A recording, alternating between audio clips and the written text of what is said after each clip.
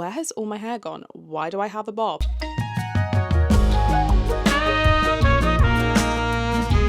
I have a feeling you clicked this video because you're in the same position I was a few years back. I had over bleached, over heat styled my hair, and it was literally closer in texture to candy floss than it was to actual hair. And I just have this vivid memory of staring at myself in the mirror like, where has all my hair gone? Why do I have a bob? I never cut my hair into a bob. It was literally just from breakage and my hair falling out from all the damage. I don't want you to stress the way that I stress because it can be fixed.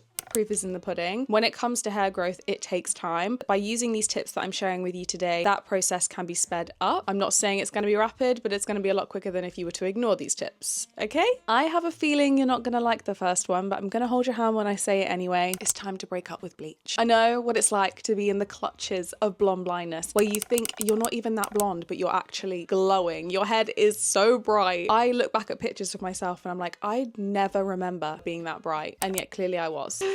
Never again. I even remember getting a comment on one of my TikToks of a girl being like, your natural hair color would suit you so much. And I remember replying to her being like, no. Anyway, I should probably actually find that comment and let her know that she was right, because it's true. I'm not saying you have to give it all up entirely. There are definitely ways you can go about it that are a lot healthier for your hair versus just piling on the bleach every couple of weeks. The first thing I did was get balayage. I knew I wanted to grow out the damage. Once your hair is out of your scalp, it's dead. So if you fry it even more, you can't get it back to the way it was. You have to just grow that damage out. So the first thing I did was get balayage so that I could grow out the blonde and the damage without the maintenance. This way I could go kind of 6 months between appointments. I still felt blonde. It still looked blended, cohesive. It looked like I was intentionally doing it versus just growing it out and having like a stark line of where my root was. In terms of color, I go to Bryn at Michael Van Clark, and the first time I met him, I said about how I wanted to be blonde, but I really couldn't deal with the damage again. I'd been through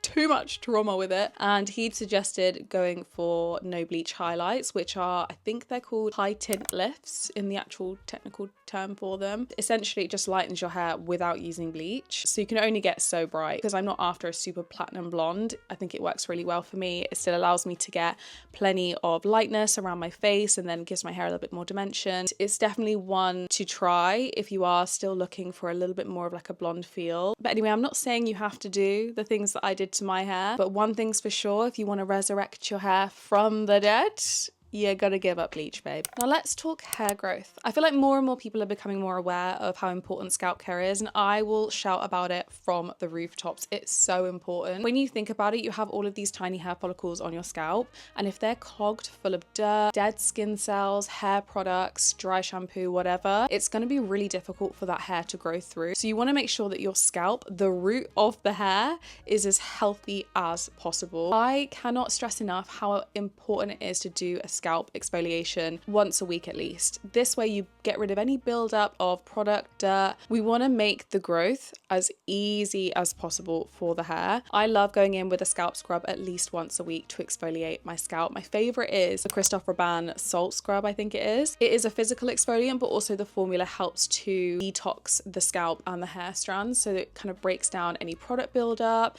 any kind of minerals from the water buildup, and it leaves your scalp so clean. I'm obsessed with it. It's so good. Another scalp care essential is scalp serum. I mean, you do all the hard work making sure the scalp is in optimal condition for growth. But scalp serums are designed to not only help kind of keep the scalp balanced, but also help retain the hair in the head, which ultimately makes your hair feel thicker because you're not losing as much. I adore the Living Proof Scalp Density Serum. It's incredible. It's one of the few that I have used and I genuinely see results. I've gone through 2 bottles of the stuff. It's fantastic. The only qualm would be I wish they changed the packaging, because once you get like really low into the bottle, it's really hard to get it out. Like the pipette doesn't reach the bottom of the bottle. Very annoying. The other one that I love is the Kerastase Genesis one, I believe it's called. I think it's very viral, but for a good reason. I literally used this for a month, and then I went to my hairdressers and Bryn literally said to me like, what have you been using? You have so much regrowth. And I was just there like, guess my scalp serum works. That was literally all I'd been using. I don't think I could do my hair routine without a scalp serum now. Like the difference it has made in like the thickness and the regrowth,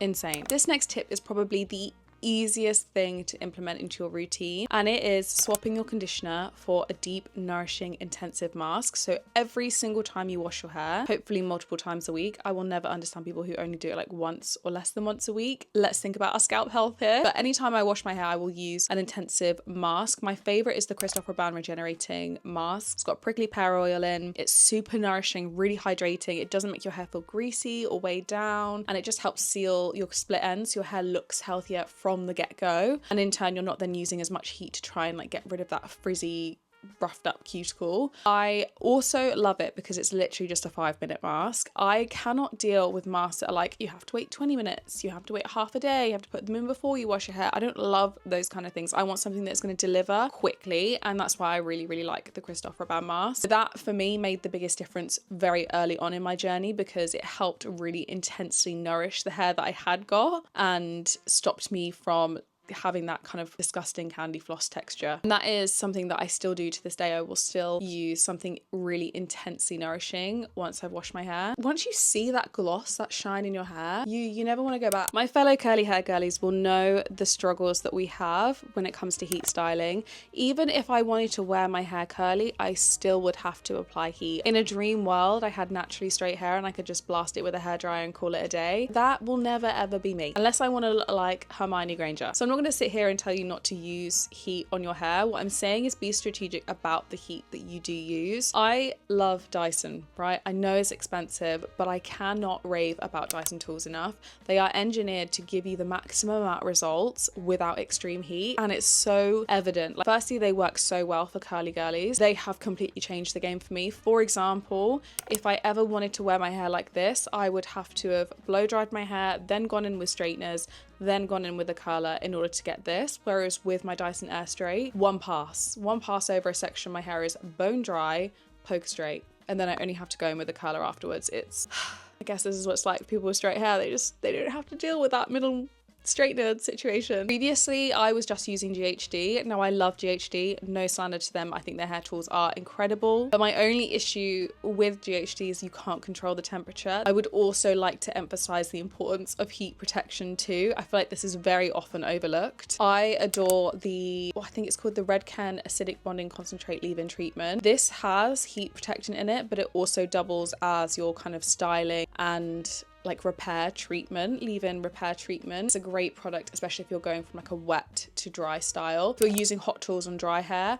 I love the Moroccan Oil Protect Spray, and also Percy and Reed have one that's amazing. The mist is it does get you in the face, but it's a really great product, so I will forgive them for the aggressive nozzle on that spray. Now the last tip is something I feel like is often overlooked but actually can be really easy to kind of implement into a routine, and that is styling your hair for sleep. This doesn't have to be complicated. I literally just have a silk scrunchie, very important, rather than a regular hair bobble that's going to rip your hair. Silk scrunchies do not damage the hair, they don't leave kinks in the hair. I put my hair in a low ponytail, or just a protective hairstyle. You can do a plait or you can do a low pony. I do a low pony because I've got quite a lot of layers, and if I do a plait then they just kind of all fall out the plait, whereas a low pony, my limo Miranda hairstyle, as I like to coin it. I like to go to bed looking like Alexander Hamilton. Like if your hair's already in a fragile state and then you're creating friction by tossing and turning in your bed and on your pillow, you're causing more breakage. Whereas if your hair's put in a protective style, it's less likely to experience that friction, it's less likely to get broken and tangled. Also, it protects the style that you have. So if I've done a big bouncy blow dry and then I put my hair in my protective style and I go to sleep, I wake up and my hair